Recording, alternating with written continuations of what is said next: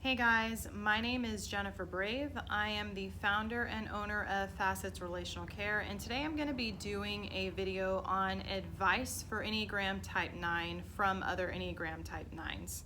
Before I jump into the video, I did want to make an announcement. I have just recently published my first book.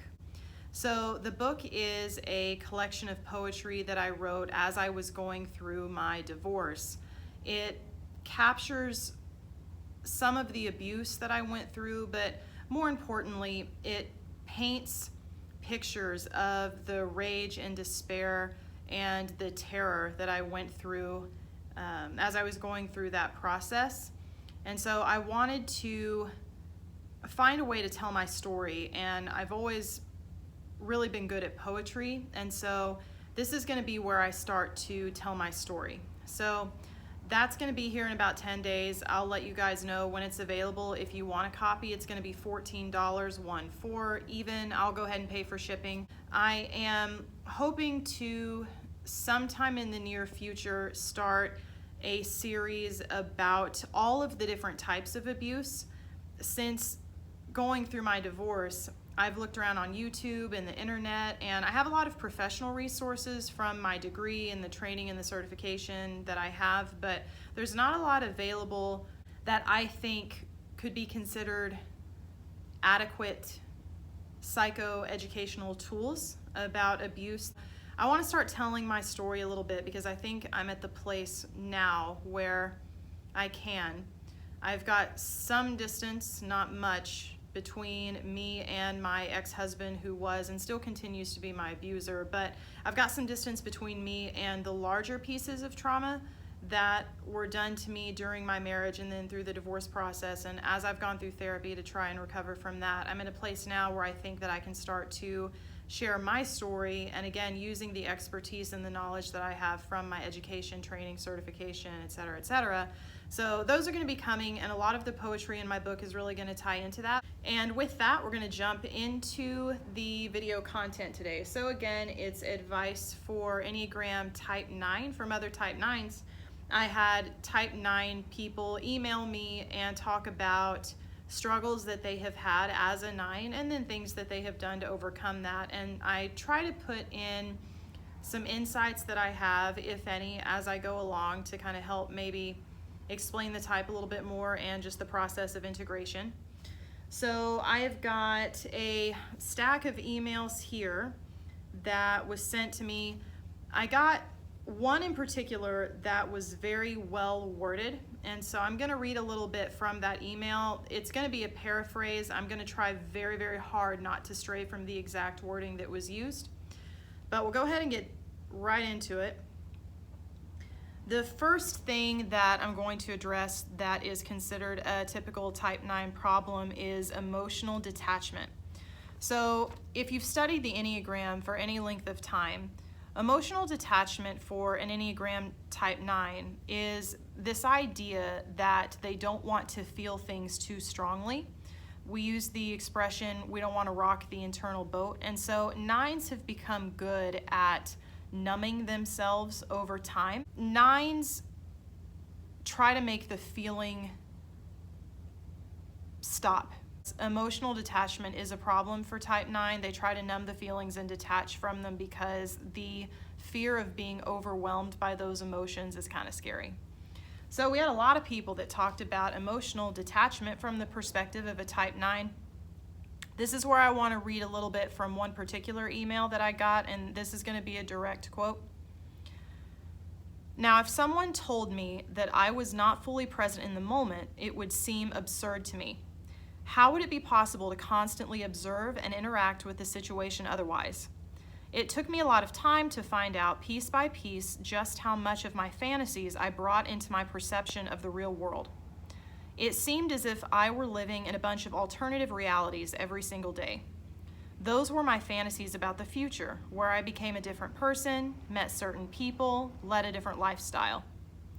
Having vivid fantasies isn't necessarily a bad thing. In fact, I'm not stating that one should get rid of them. The problem lies within the emotional attachment and the fact that the real world no longer becomes a source of emotional energy. Trying not to be influenced by the outside world, we can become emotionally rigid. Even when expressing emotions, we might not feel anything on the inside in an attempt to keep the water calm. Try to imagine playing the violin without creating a vibration, for example. It seems like we always feel, it really does, yet it requires some work to reach the next level of emotional consciousness. So, I fucking love that. That's the best description of emotional detachment as a problem for type 9 that I've ever heard. I want to add an observation that I've had as I've worked with 9 clients, and that is, I agree absolutely with this person. I mean, obviously they're a 9, I'm not going to disagree with them, but I've seen the idea that's trying to be expressed here play out with 9s that I've had as clients as well. And one of the things that I've come to realize about type 9 is, again, they're very aware of what they feel. I would put it this way though.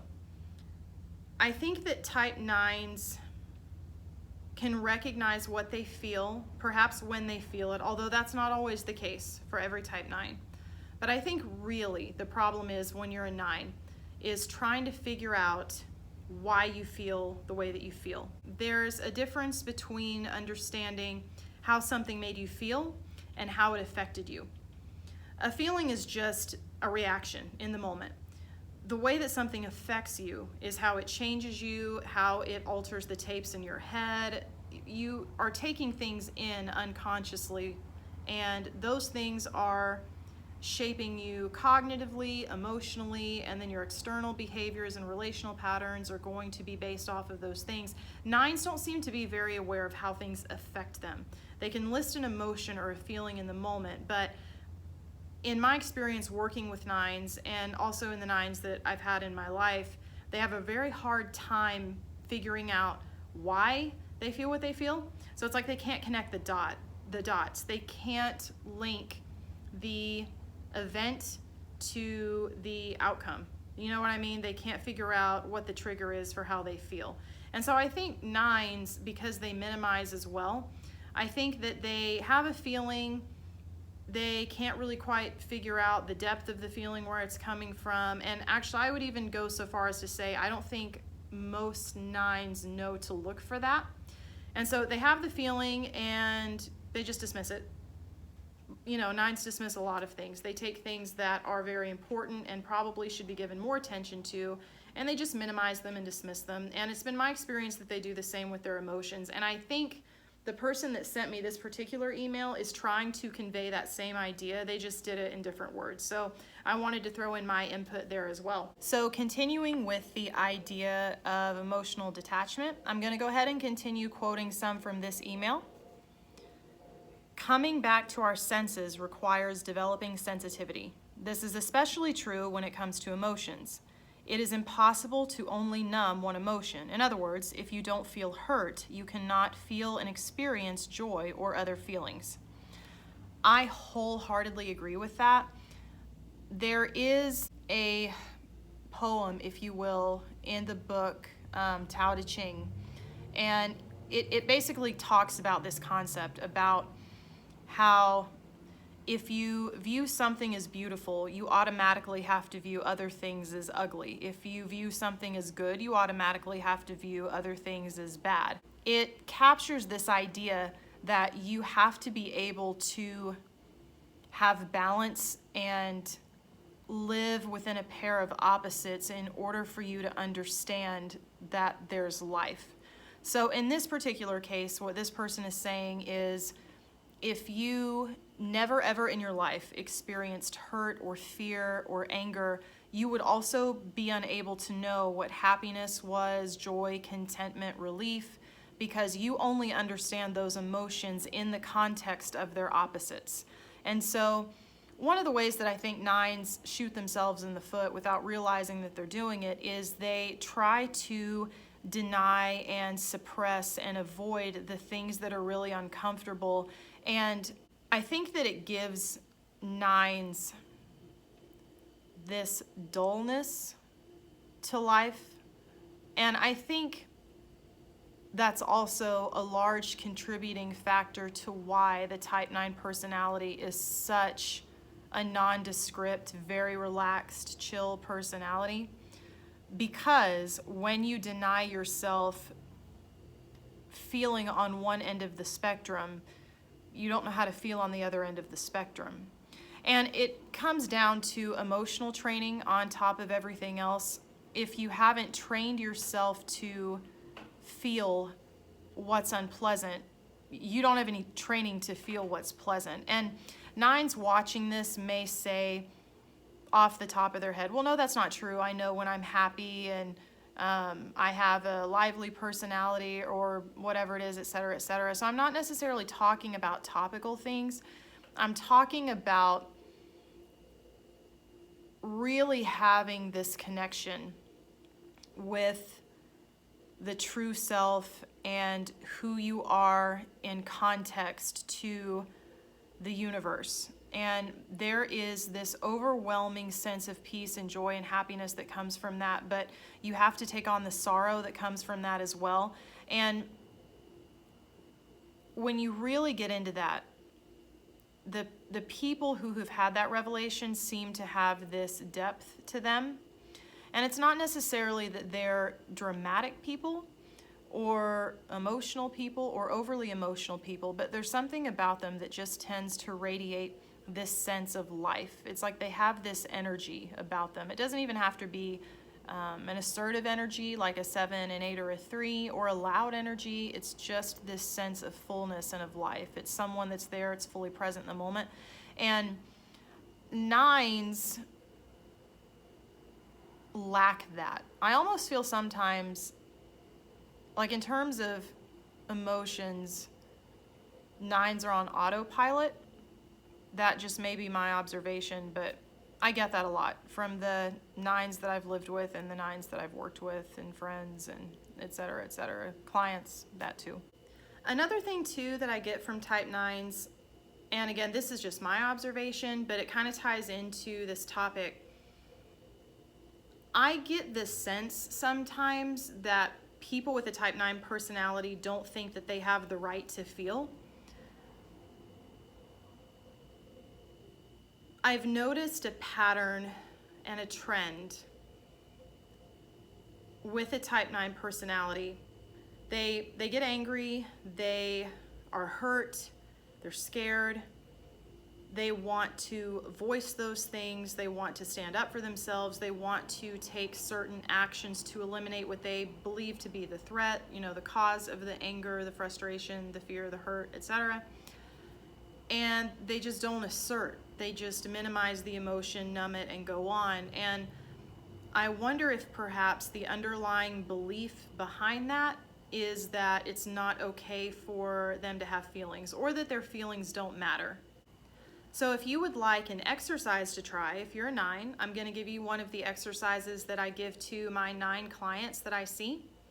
I like to have my clients journal their feelings, and not specifically feelings. I'll try to have clients go back and think of a particular instance, something that's meaningful to them that made them feel angry, hurt, scared, and journal what it was that happened, journal how it made them feel. And then the exercise is to sit and think contemplatively and try and figure out, why did you feel that way? And the idea of journaling, I like that because it's something that you can do with your hands. It gives you like a tactile way to do an abstract process. And I found in working with 9s, they respond really well to tasks, so things that they can do. They don't really in session seem to benefit a lot from spending an hour just unpacking the feelings and processing them with me.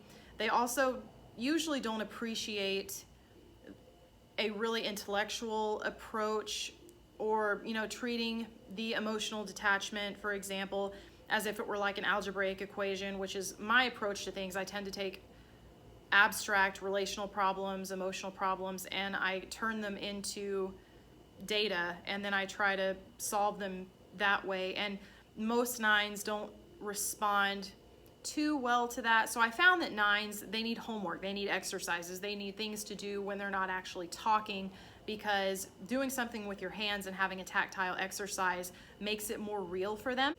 Another reason that a journal is beneficial is because when you have a journal and you're a nine and you're not in touch with your emotional patterns, after you've been journaling for a while, you can go back and read everything, and you can start to notice emotional patterns, relational patterns. You can start noticing things that trigger you. You can start piecing together how an event could cause an emotion so that you can get a better understanding of yourself. And that really, for a type 9, is priming the ground for some foundational work for personal growth, because you've got to be able to put together the why behind the what before integration is going to be possible.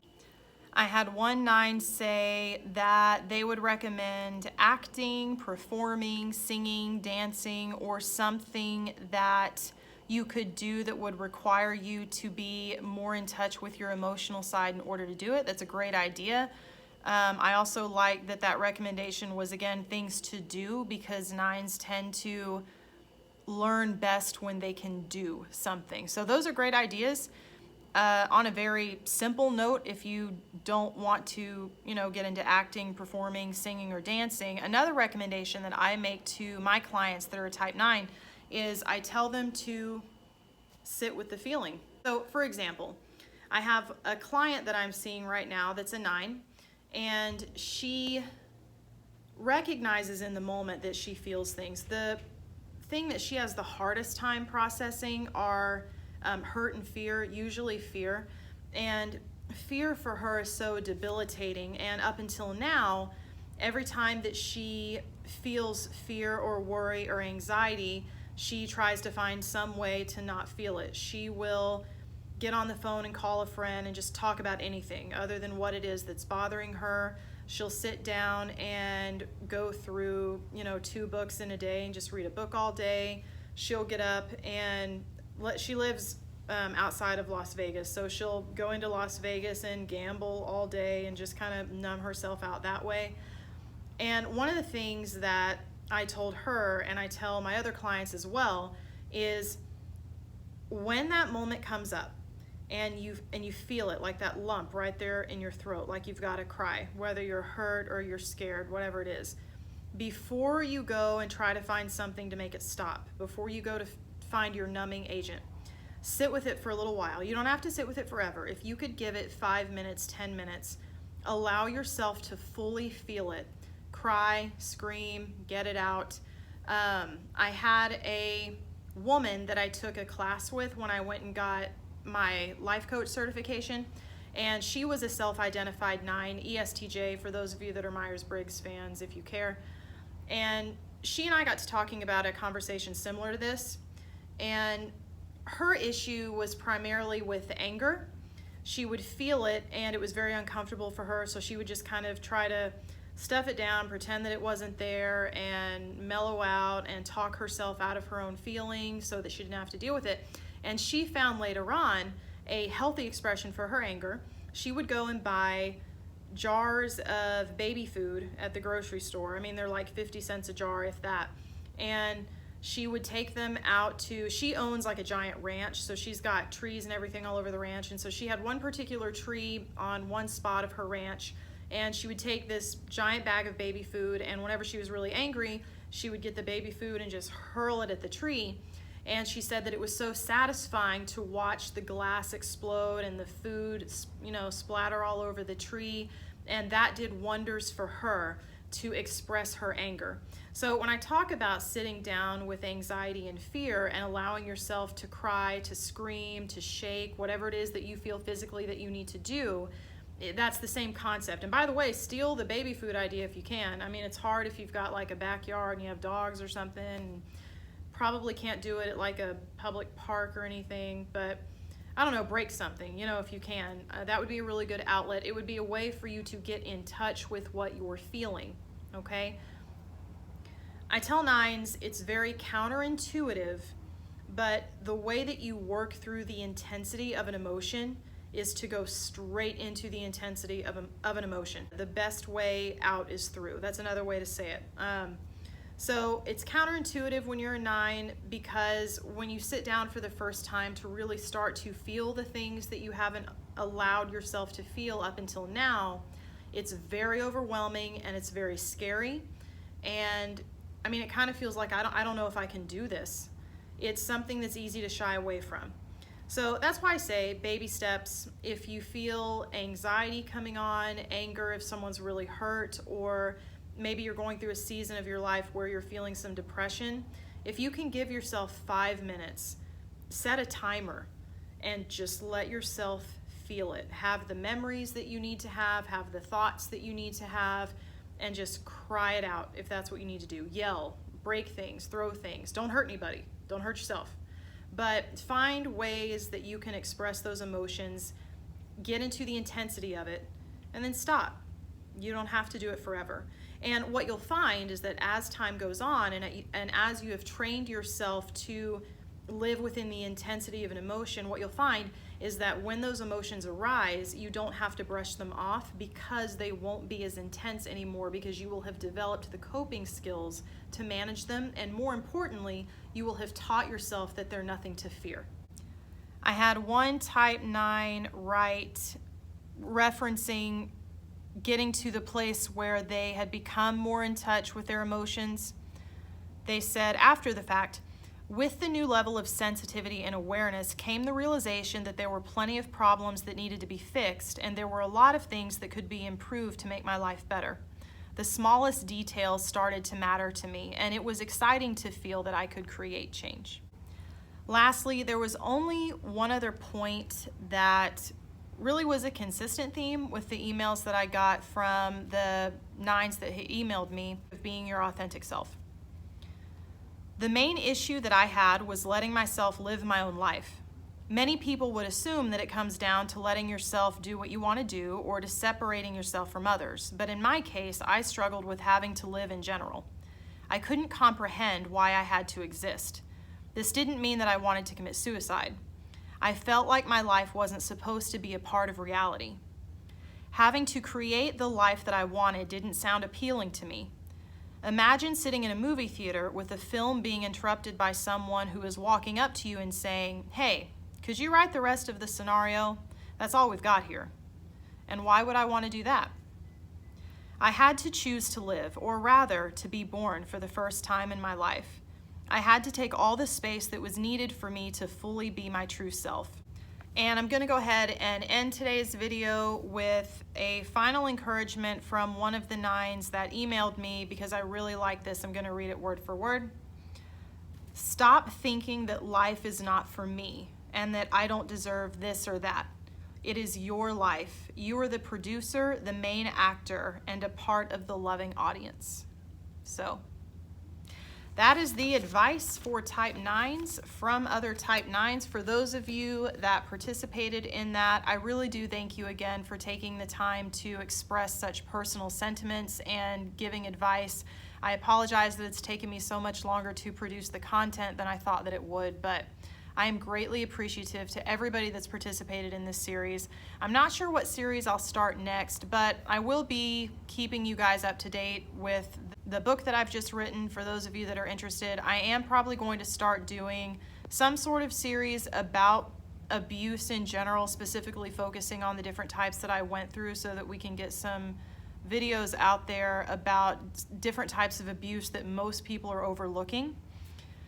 So I'll kind of tie that into my book release, because they kind of go hand in hand, but that's all for now. Thank you again.